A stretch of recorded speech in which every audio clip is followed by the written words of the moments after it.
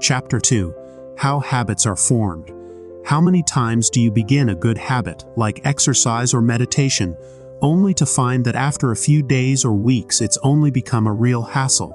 Habits are a challenge to change because many people try to change them the wrong way or try to change the wrong things. To change our habits, we must first understand how habits are formed.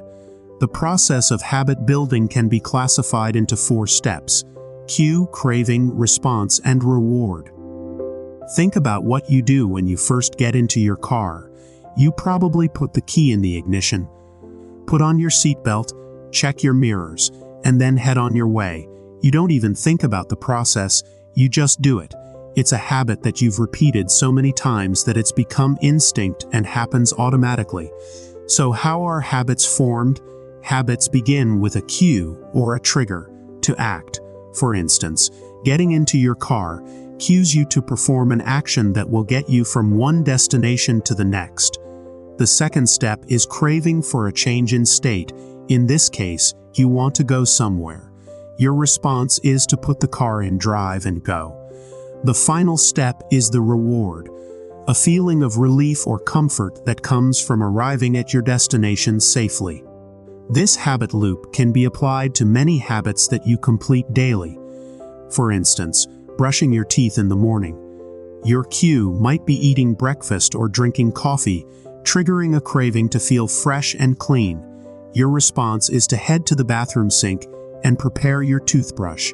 Your reward is a mouth that feels fresh and makes you ready to take on your day. The cue always triggers a craving, which motivates a response. Then a reward is provided, satisfying the craving and becoming affiliated with the cue. Our behaviors are driven by a desire to solve a particular problem, which is part of the cue and craving phase of the habit loop. For instance, the problem phase might include the cue of your phone buzzing with a new text message. The craving is that you want to learn the contents of that message. Then comes the solution phase. You respond by grabbing and unlocking your phone.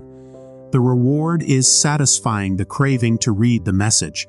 Of course, these habits aren't all that bad.